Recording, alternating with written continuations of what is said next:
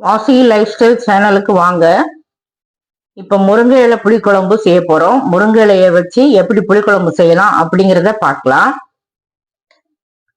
நல்லெண்ணெய் 2 table spoon கடாயில ஊற்றிக்கலாம். இதுல கடுகு உளுந்தம் பருப்பு சேர்த்துக்கலாம். வெந்தயம் ஒரு 1/4 டீஸ்பூன் சேர்த்துக்கலாம். கருவேப்பிலை கொஞ்சம் போட்டுக்கலாம். 100 கிராம் சின்ன வெங்காயம் சேர்த்துக்கலாம்.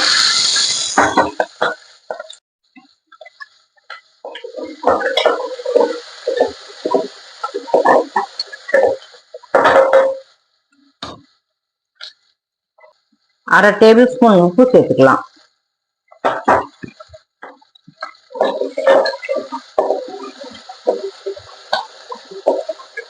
வெங்காயம் ஓரளவு பொன்னிறமா வரணும். வெங்காயம் நல்லா வதங்கிச்சு. ஒரு கைப்பிடி முருங்கை இலை சேர்த்துக்கலாம்.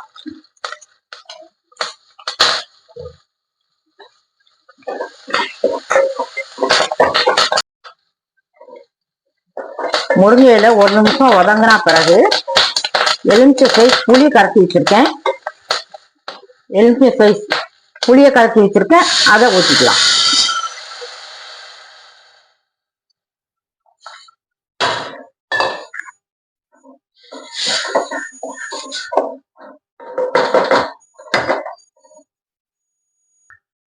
இதுல இப்போ குழம்பு மிளகாய் தூள் 3 டேபிள் ஸ்பூன் சேர்த்துக்கலாம். இது வீட்டில் அரைச்ச பொடி.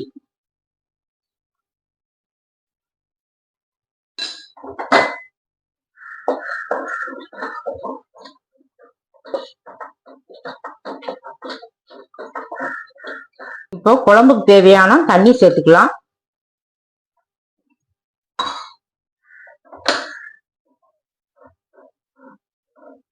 இந்த ஸ்டேஜ்ல உப்பு காணலைன்னா உப்பு சேர்த்துக்கலாம்.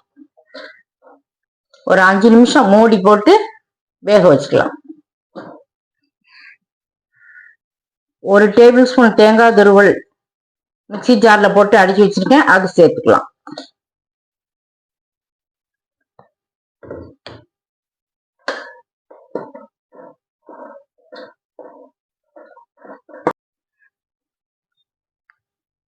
ரெண்டு நிமிஷம் மூடி போட்டு வேக வச்சுக்கலாம். 2 நிமிஷம் ஆயிடுச்சு, திறந்து பார்க்கலாம்.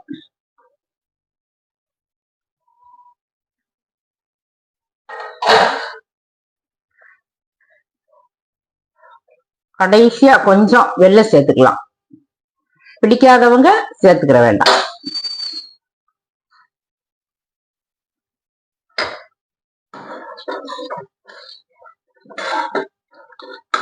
சூப்பரா ரெடி ஆயிருக்கு முருங்கை இலை புளிக்குழம்பு.